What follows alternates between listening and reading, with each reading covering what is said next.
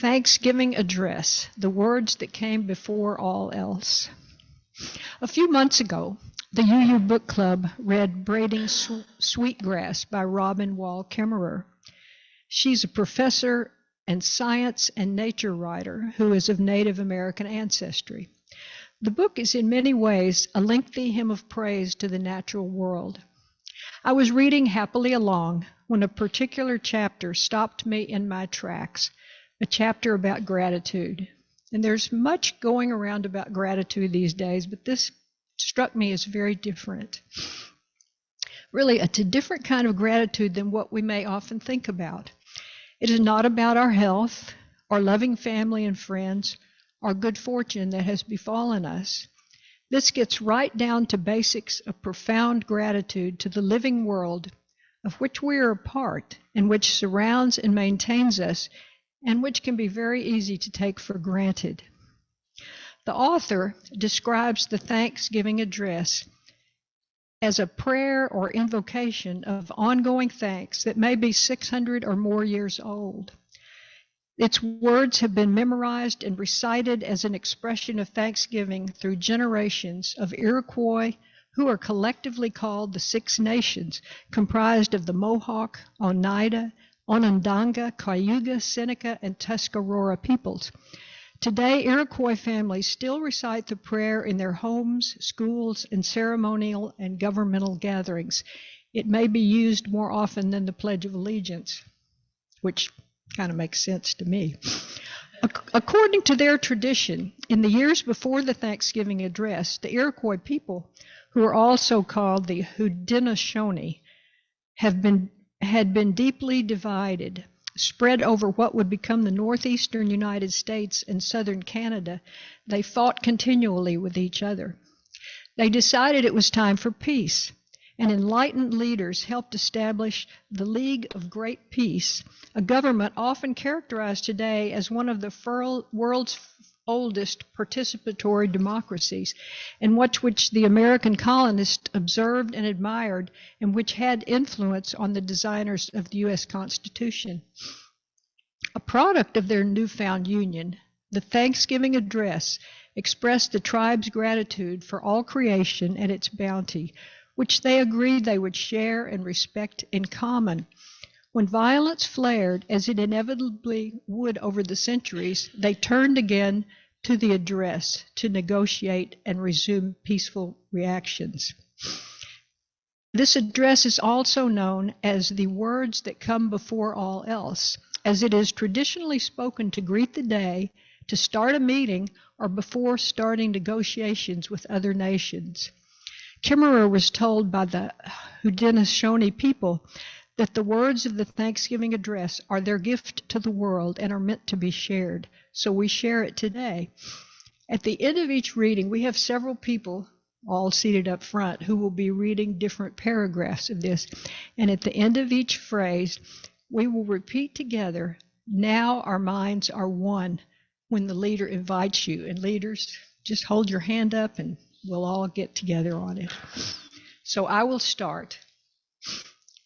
Today we have gathered, and when we look upon the faces around us, we see that the cycles of life continue.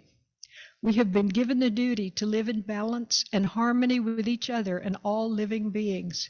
So now we bring our minds together as one, as we give our greetings and our thanks to each other as people. Now our minds are one.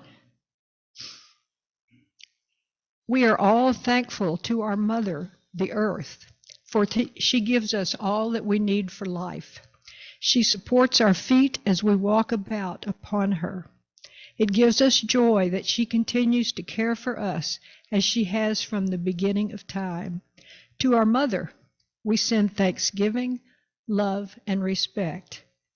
Now our minds are one.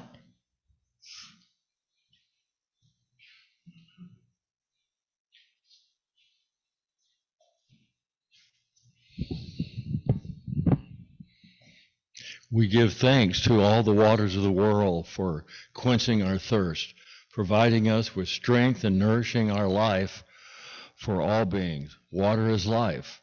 We know its power in many forms: waterfalls and rains, mist, streams, rivers and oceans, snow and ice. We are grateful that the waters are still here in meeting their responsibilities to bring life to all creation. With one mind, we send our greetings and our thanks to the Spirit of water. Now our minds are one. We turn our minds to all the fish, life in the water. They were instructed to cleanse and purify the water. We are grateful that they continue to do their duties and that we can still find pure water. So we send to the fish of our greetings and our thanks. Now our minds are one.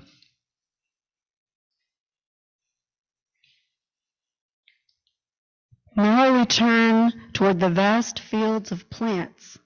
As far as the eye can see, the plants grow, working many wonders. They sustain many life forms. With our minds gathered together, we give our thanks and look forward to seeing plant life continue for many generations to come. Now our minds are one.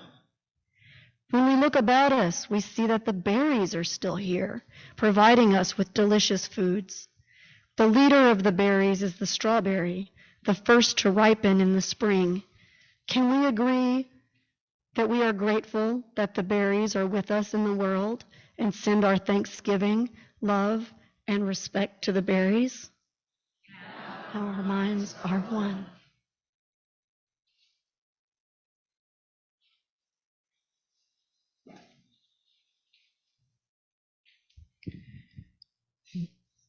With one mind, we turn to honor and thank all the food plants we harvest from the garden who feed us with such abundance. Since the beginning of time, the grains, vegetables, beans, and fruit have helped the people survive. Many other living beings draw strength from them as well. We gather together in our minds all the plant foods and send them our greetings and thanks. Now our minds are one. Now we turn to all the medicine plants of the world. From the beginning, they were instructed to take away sickness.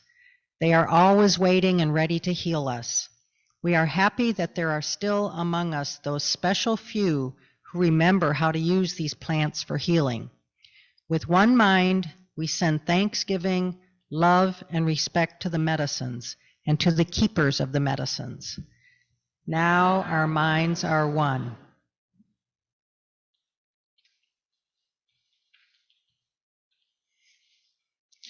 We gather our minds together to send our greetings and our thanks to all of the animal life in the world who walk about with us.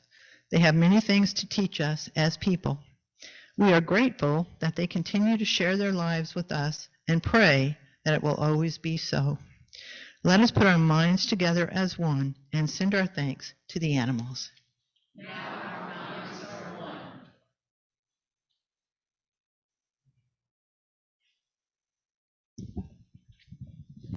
Now we turn our thoughts to the trees. The earth has many families of trees who have their own instructions and uses. Some provide us with shelter and shade, others with fruit, beauty, and other useful things. The maple is the leader of the trees to recognize its gift of sugar to the people when they need it most. Many people of the world use a tree as a symbol of peace and strength. With one mind, we send our greetings and our thanks to the tree of life. Now our minds are one.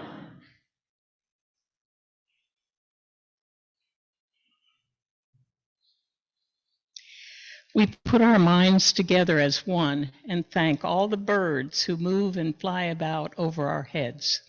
The Creator gave them the gift of beautiful songs. Each day they remind us to enjoy and appreciate life. The eagle was chosen to be their leader and to watch over the world. To all the birds, from the smallest to the largest, we send our joyful greetings and our thanks. One.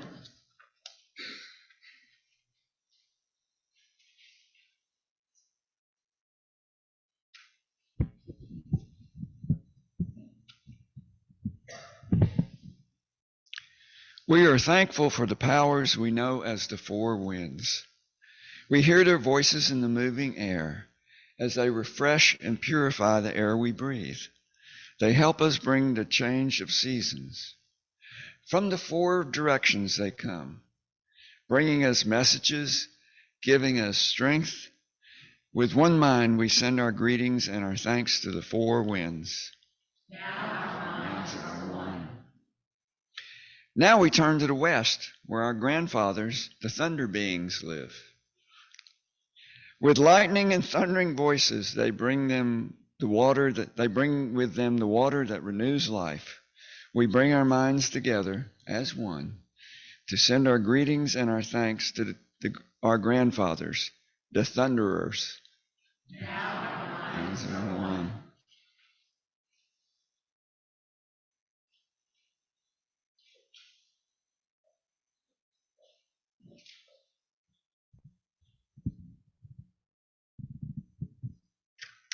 We now send our greetings and our thanks to our eldest brother, the sun. Each day without fail, he travels the sky from east to west, bringing the light of a new day.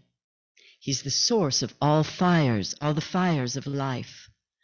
With one mind, we send our greetings and our thanks to our brother, the sun.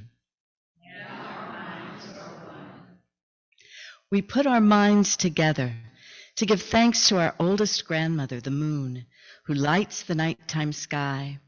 She's the leader of women all over the world, and she governs the movement of the ocean tides. By her changing face, we measure time, and it is the moon who watches over the arrival of children here on earth. With one mind, we send our greetings and our thanks to our grandmother, the moon.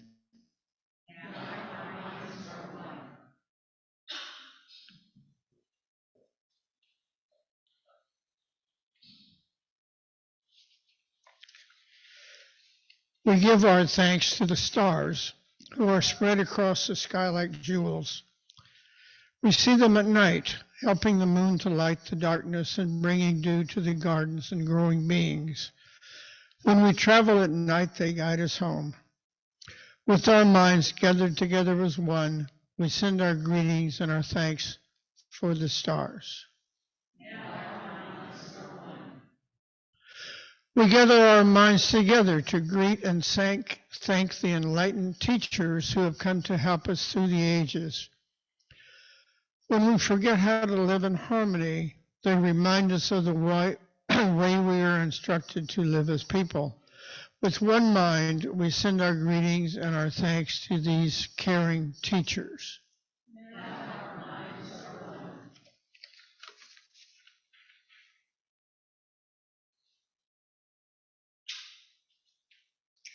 Now we turn our thoughts to the Creator, the Great Spirit, and send our greetings and our thanks for all the gifts of creation. Everything we need to live a good life is here on Mother Earth. Let us pile up our thanks like a heap of flowers on a blanket. We will each take a corner and toss it high into the sky.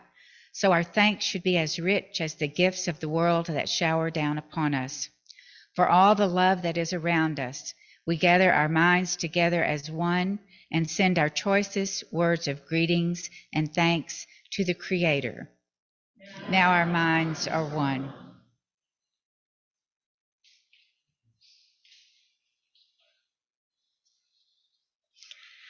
We have now arrived at the place where we end our words. Of all the things we have named, it is not our intention to leave anything out. If something was forgotten, we leave it to each individual to send their greetings and their thanks in their own way.